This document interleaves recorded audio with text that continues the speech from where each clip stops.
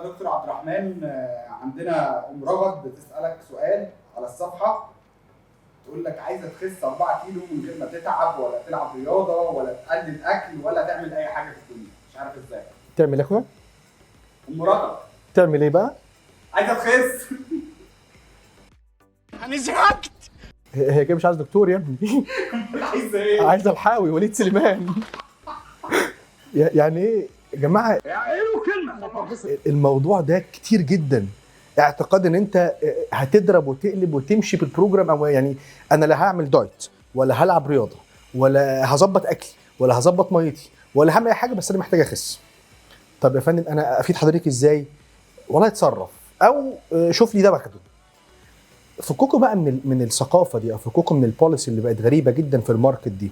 يا جماعه اي حد يدخل حضرتك في الاوضه دي او يدخل حضرتك في الزون دي انك انت ده هيظبط معاك ان انت تخسر دهون، الدواء ده، او ان الاقراص دي هتساعدك جدا في مش عارف ايه، في الشهيه، مش عارف ايه في خساره الوزن، مش عارف ايه في الاعشاب، مش عارف ايه في انها هتملى بطنك، كل الكلام ده اونطه ونصب.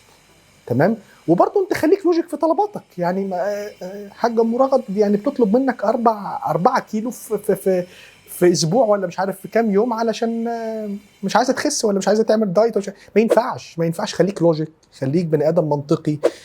بصوا لازم نتفق ان الموضوع، صدقوني ماشي، الموضوع مش سهل بس مش مستحيل. ان انت تمشي على برنامج يفضل مستمر، انك تمشي على برنامج يفضل كويس، انك تبقى انت بتدور على صحتك.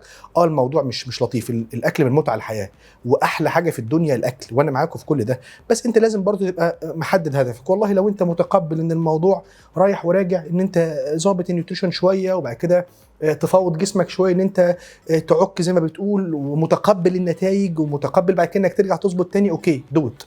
لو انت واحد ستريكت ومتقبل ان انت، او طالب ان انت باستمرار تبقى في الايديال زون او في منطقه قويه جسمك، خلاص يبقى ادفع فاتوره طلبك.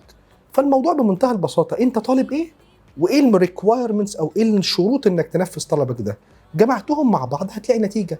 ما طلعتش موضوعي او منطقي في طلبك، عمرك ما هتلاقي نتيجه. بس ايوه، يعني هي هتخس ولا مش هتخس دلوقتي؟ على السلامه يا ام رغد. على السلامه.